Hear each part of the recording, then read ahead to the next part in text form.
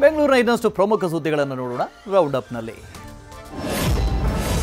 Bitcoin ಹಗರಣದಲ್ಲಿ SIT notice ಹಿನ್ನೆಲೆ ರಾಜ್ಯ ಯುವ ಕಾಂಗ್ರೆಸ್ ಅಧ್ಯಕ್ಷ ಮೊಹಮ್ಮದ್ ನಲಪಾಡ್ ವಿಚಾರಣೆಗೆ ಹಾಜರಾಗಿದ್ರು. ನಾಳೆ ವಿಚಾರಣೆಗೆ ಹಾಜರಾಗುವಂತೆ ಎಸ್ಐಟಿ ಅಧಿಕಾರಿಗಳು ನೋಟಿಸ್ ನೀಡಿದ್ರು.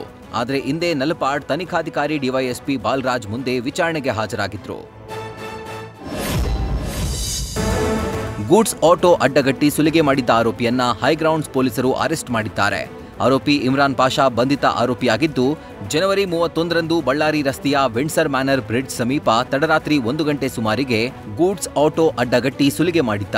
ಪ್ರಕರಣ ದಾಖಲಿಸಿಕೊಂಡಿದ್ದ ಪೊಲೀಸರು ಆರೋಪಿಯನ್ನ ಅರೆಸ್ಟ್ ಮಾಡಿದ್ದಾರೆ. ಪೆರಿಫೆರಲ್ ವರ್ತುಲ ರಸ್ತೆ 2 ಯೋಜನೆ ವಿರುದ್ಧ ಭೂಮಾಲೀಕರು ಸಿಡಿದೆದ್ದಿದ್ದಾರೆ. ಬೆಂಗಳೂರು ಬಿಸಿನೆಸ್ ಕಾರಿಡಾರ್ ನಿರ್ಮಾಣಕ್ಕೆ ಬಿಡಿಎ ನಿರ್ಧರಿಸಿದ್ದು, ಈ ಹಿನ್ನೆಲೆ ಬೆಂಗಳೂರು ಉತ್ತರ ಜಿಲ್ಲೆಯ 16 ಹಳ್ಳಿಗಳ ತೆರವಿಗೆ ಬಿಡಿಎ ನೋಟಿಸ್ ನೀಡಿದೆ. ಇದೀಗ ಬಿಡಿಎ ವಿರುದ್ಧ ಗ್ರಾಮಸ್ಥರು ತಿರುಗಿ ಬಿದ್ದಿದ್ದು, ಲಕ್ಷಾಂತರ ರೂಪಾಯಿ ಖರ್ಚು ಮಾಡಿ ಮನೆ ಕಟ್ಕೊಂಡಿದ್ದೀವಿ, ನಮಗೆ ಈಗ ಏಕಾಏಕಿ ನೋಟಿಸ್ ಕೊಟ್ರೆ ನಾವು ಎಲ್ಲಿಗೆ ಹೋಗಬೇಕು ಅಂತ ಬಿಡಿಎ ವಿರುದ್ಧ ತೀವ್ರ ಆಕ್ರೋಶ ವ್ಯಕ್ತಪಡಿಸಿದ್ರು.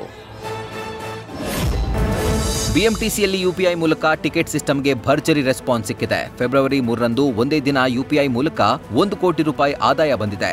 ಚಿಲ್ಲರೆ ಸಮಸ್ಯೆಗೆ ನಿಗಮ ಪೇಮೆಂಟ್ ಆಪ್ ಮೊರೆ ಹೋಗಿತ್ತು. ಜನವರಿಯಿಂದ ಕ್ಯೂಆರ್ ಕೋಡ್ ಸ್ಕ್ಯಾನ್ ಮಾಡಿ ಪ್ರಯಾಣ ದರ ಪಾವತಿಸುವ ಪ್ರಮಾಣ ಹೆಚ್ಚಳವಾಗಿದೆ. ಕಳೆದ ಡಿಸೆಂಬರ್ವರೆಗೆ 40 ಲಕ್ಷ ರೂಪಾಯಿ ಇದ್ದ ಆನ್ಲೈನ್ ಪೇಮೆಂಟ್ ಫೆಬ್ರವರಿ 3ರಂದು ಕೋಟಿ ಗಡಿ ದಾಟಿದೆ. ಟೋಲ್ ಮಾರ್ಗದಲ್ಲಿ ಸಂಚರಿಸೋರಿಗೆ ವಾರ್ಷಿಕ ಟೋಲ್ ಪಾಸ್ ವ್ಯವಸ್ಥೆಗೆ ಕೇಂದ್ರ ಹೆದ್ದಾರಿ ಸಚಿವಾಲಯ ಚಿಂತನೆ ನಡೆಸಿದೆ. ವರ್ಷಕ್ಕೆ 3,000 ಕಟ್ಟಿದ್ರೆ ವರ್ಷವಿಡೀ ಟೋಲ್ ಕಟ್ಟಬೇಕಿಲ್ಲ.